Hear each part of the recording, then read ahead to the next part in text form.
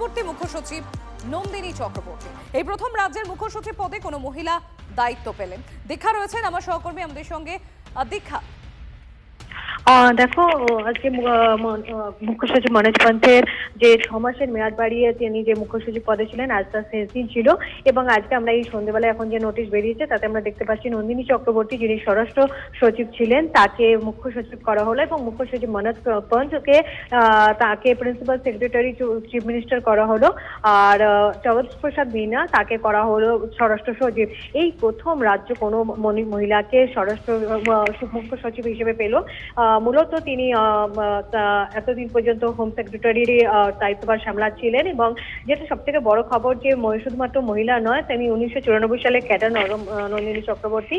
আর স্বরাষ্ট্র সচিব পদে জগদীশ প্রসাদ মীনা, তিনিও স্বরাষ্ট্র সচিব হিসেবে দায়িত্ব সামলাবেন। আর যেক্ষেত্রে মুখ্য সচিব মনোজ পন্থ ছিলেন, তাকে principal secretary to chief minister করা হলো। এখনো পর্যন্ত পাশাপাশি একাধিক আরো আইএএস বদল করা হয়েছে, সেগুলোর অর্ডার আস্তে আস্তে পাবলিশ হবে, তখনই আমরা জানতে পারবো যে আর কে কি কোন দায়িত্ব পদে সামলানো শুরু করবেন সেটা।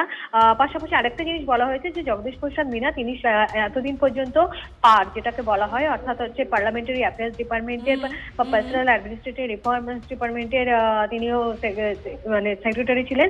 তাকে অ্যাডিশনাল সেক্রেটারি হিসেবে, অর্থাৎ তিনি স্বরাষ্ট্র সচিবের পাশাপাশি সেই দায়িত্ব সামলাবেন। অনেক ধন্যবাদ দীক্ষা।